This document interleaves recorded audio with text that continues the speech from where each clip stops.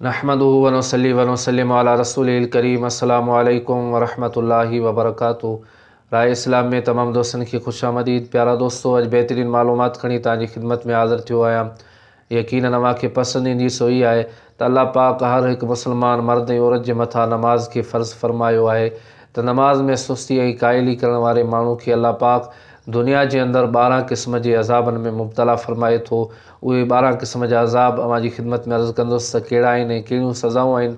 पर उन खां अॻु में अव्हां सां गुज़ारिश आहे त जेकॾहिं अव्हां असांजो चैनल सब्सक्राइब न आहे कयो त असांजे चैनल खे सब्सक्राइब कयो ऐं गॾोगॾु गिनती जे निशान ते क्लिक कयो ताजो असांजी हर अचण वारी नई मालूमात तव्हां ताईं आसानी सां पहुची सके।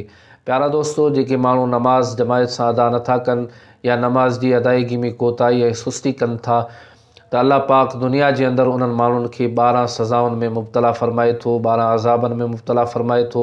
ने 12 सज़ाऊं जेके आहिनि सो ही आहिनि जेके उन्हनि मां 3 सज़ाऊं दुनिया जे अंदर ऐं 3 सज़ाऊं मौत जे वक़्तु ऐं 3 क़बर में ऐं 3 क़यामत जे ॾिहाड़े।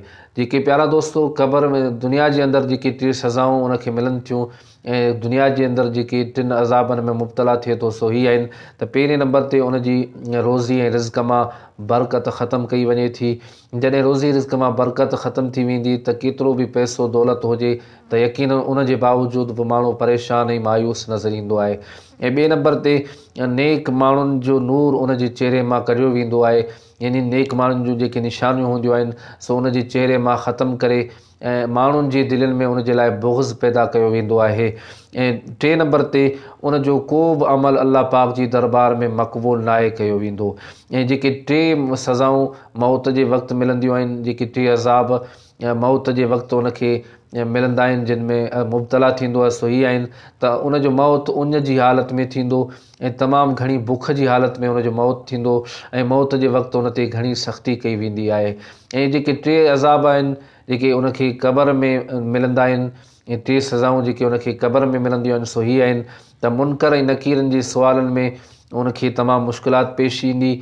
ऐं ॿिए नंबर ते क़बर में उन जे में ऊंधाई कई वेंदी ऐं क़बर में ऊंधाई हूंदी। ऐं 3 नंबर ते उन जी क़बर खे तंग कयो वेंदो आहे। इहे 3 सज़ाऊं ऐं 3 अज़ाब जेके आहिनि सो उनखे क़बर में मिलंदा। ऐं क़यामत जे ॾिहाड़े जेके 3 सज़ाऊं ऐं 3 अज़ाब मिलंदा सो ही आहिनि त हिसाब ऐं किताब में सख़्ती कई वेंदी, तमामु सख़्ती जी हालत में उनखां हिसाब किताब वरितो वेंदो। ऐं ॿिए नंबर ते अल्लाह ताला जो कहर ऐं ग़ज़ब उन माण्हू ते थींदो। ऐं 3 नंबर ते उहो माण्हू जहन्नम जो हक़दार थींदो। त प्यारा दोस्तों, ही 12 सज़ाऊं ऐं 12 अज़ाब हुआ जेके अल्लाह पाक जी दरबार में नमाज़ पढ़नि था लेकिन उन में सुस्ती ऐं कोताही कनि था ऐं नमाज़ वक़्त ते नथा अदा कनि, जमायत सां नथा अदा कनि त ही 12 अज़ाब ऐं 12 सज़ाऊं उन्हनि जे लाइ आहिनि।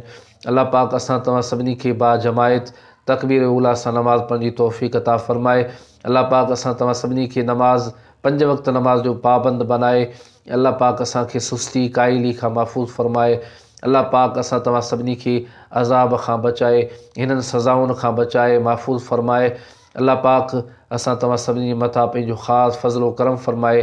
प्यारा दोस्तों, ही हुई अॼु जी मालूमात जेका मूं अव्हांजी ख़िदमत में अर्ज़ु कई। वरी नई मालूमात में अव्हांजी ख़िदमत में हाज़िर थींदुसि। तेसीं ताईं इजाज़त ॾींदा। अल्लाह हाफ़िज़।